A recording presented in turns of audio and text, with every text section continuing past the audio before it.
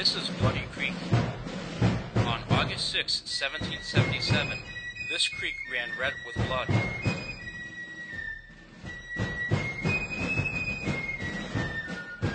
In and near this ravine, the Battle of Oriskany was fought.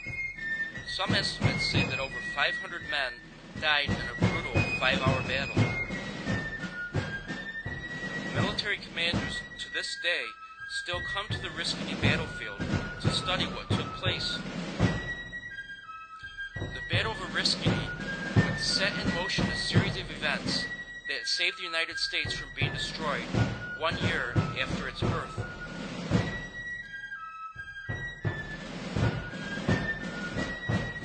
For one day in 1777, this was the most important place in U.S. and world history, which were forever changed by the American Revolution's bloodiest battle.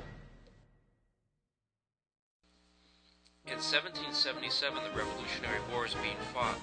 The Americans want independence from Great Britain. Basically, they've been caught in an abusive relationship with Great Britain, one that they're trying hard to get out of. The colonists do not want to pay taxes without representation in Parliament. They are also expected to follow other laws they had no say in or face British military might. The colonists do not want to be disarmed. They do not want their houses searched without warrants. They do not want soldiers quartered in their houses. When the colonists protest by throwing tea into Boston Harbor, a small group of people is guilty, but the whole city of Boston is punished when the port is closed. This is a disaster for that city. Nicholas Herkimer is a wealthy businessman and farmer. He held a contract to supply Fort Oswego. In the French and Indian War, he proved himself as a skilled military commander. He earned himself a comic book hero-style reputation back in Germany for his exploits in that war. His native tongue was German, although he was born in the United States. General Herkimer was elected general, so respected was he in his community. General Burgoyne came up with a plan to destroy the United States in less than 1 year in 1777. Gentleman Johnny's a gambler. He made a bet that he'd be home victorious before Christmas. He got the nickname Gentleman Johnny because of the way he commanded his troops. He was a gentleman. He was also an actor and a playwright. General Burgoyne's plan to destroy the United States in less than 1 year is this. A line of territory from Canada to New York City will be conquered by Great Britain, thereby dividing the 13 colonies. Burgoyne is to lead a column from Canada south to the Albany area. Barry St. Ledger is to lead a column through the Mohawk Valley to the Albany area.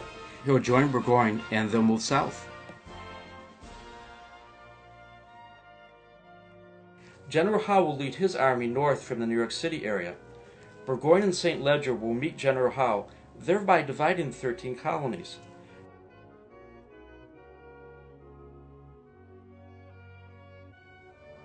St. Ledger's column is very important to the success of the overall plan. Burgoyne will need the troops and supplies that St. Ledger brings.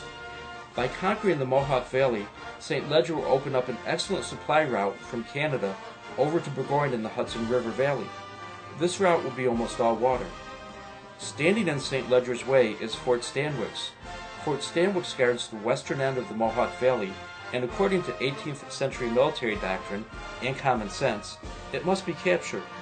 Fort Stanwix also sits on a narrow strip of land between two strategic waterways that are needed to form the supply route. On August 3, 1777, St. Ledger places Fort Stanwix under siege. St. Ledger has a 2,000-man army, Fort Stanwix about 800 men. The fort is low on gunpowder.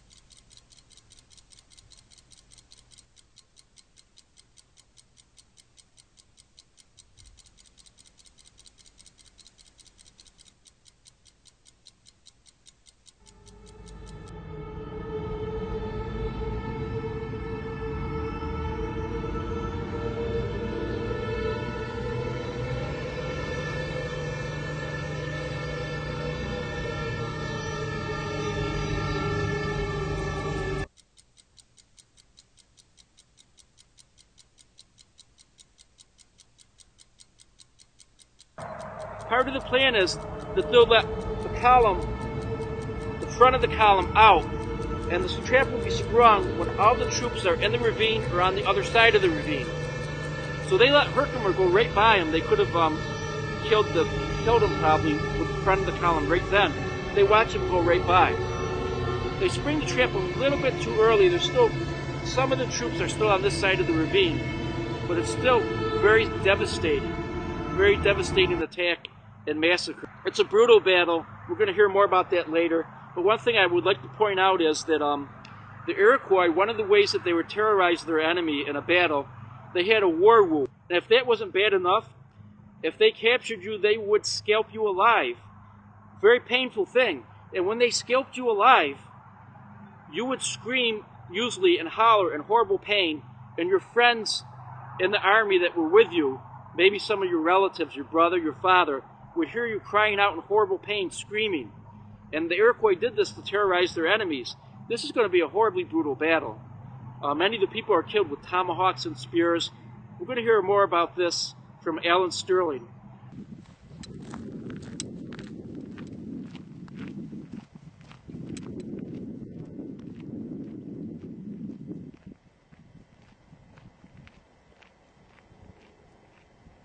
My name's Alan Sterling. I'm the interpretive program assistant here at the Herkimer Home State Historic Site in Little Falls. My fourth great grandfather, Henrik Staring, fought at the Battle of Oriskany and survived it. In the Battle of Oriskany, I was able to write an appendix to Alan Foote's Liberty March book on the man that shot General Herkimer.